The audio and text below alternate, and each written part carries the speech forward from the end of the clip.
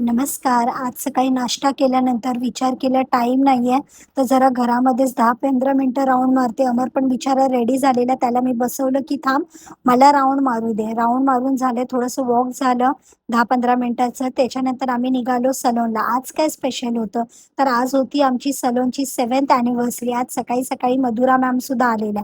Madhura ma'am एम-एच-टीसाठी मला एक final थोडेसे टिप्स वगैरे द्यायसाठी आज सलूनला आल्या होत्या. तर आमचे 1-2 तास तर मधुरा मॅम बरोबरच गेले आणि इकडे बघता-बघता हे बलून डेकोरेशनवाले आले. म्हणजे मला खरंच बिलीव्ह नाही होत आहे, की महावीर नगरच्या आमच्या सलूनला लिटरली 7 इयर्स झाले. लिटरली 7 वर्ष बोलायला खूप ईझी आहे, पण त्याच्या पाठी आमची मेहनत, स्वेट आणि किती काय लागलं हे आम्हाला माहिती आहे. सो आज इथे क्लायंट्ससाठी खूप सारे गेम्स होते, खूप सारे गिफ्ट्स ठेवले होते. प्लस क्लायंट्ससाठी आम्ही हे केक स्टोरीमधून छान असे यम्मीचे कपकेक्स होते. प्लस मोठासा आम्ही एक केकसुद्धा मागवला होता, जो आम्ही सगळ्या स्टाफबरोबर कापणार होतो. सो इथे मी माझा लंच करून घेतला. आज स्टाफला आमच्याकडून लंच होता. पण मी ते स्किप करून माझी मस्त कारल्याची भाजी आणि भाकरी खाऊन घेतली आणि जेवण एंड केलं ह्या यम्मी यम्मीच्या छासबरोबर. जेवल्यानंतर 15 मिनिटं जरा मी बाहेर वॉक करून घेतलं. हे ऑकवर्ड तर वाटत होतं, की अशा ड्रेसमध्ये बाहेर वॉक करणं. पण डायबिटीज पण तेवढंच लक्ष द्यायला लागतं.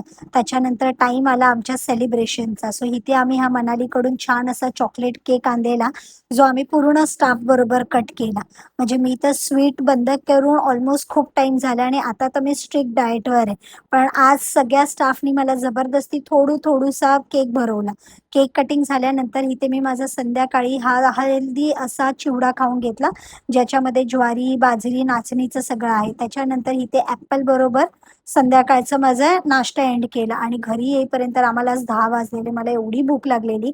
सो पनीर घेतलं, पनीर मॅरिनेट केला. हा माझ्याकडे चिकन मसाला आहे, म्हणजे आय डोंट ईट चिकन, पण हा मसाला आहे. त्या मसाल्यामध्ये मिक्स केलं आणि जस्ट तुम्हाला हे काय ना 10 to 15 मिनिट्स एअर फ्राय करायचे. खरं म्हणजे घरी बसल्या तुम्ही विदाऊट ऑइल एकदम हेल्दी असं हे पनीर खाऊ शकता आणि पनीर एवढं टेस्टी बनलेलं आणि त्याच्याबरोबर ही सँडविचची चटणी होती. आजचा दिवस तर खरंच खूप धावपळीत गेला.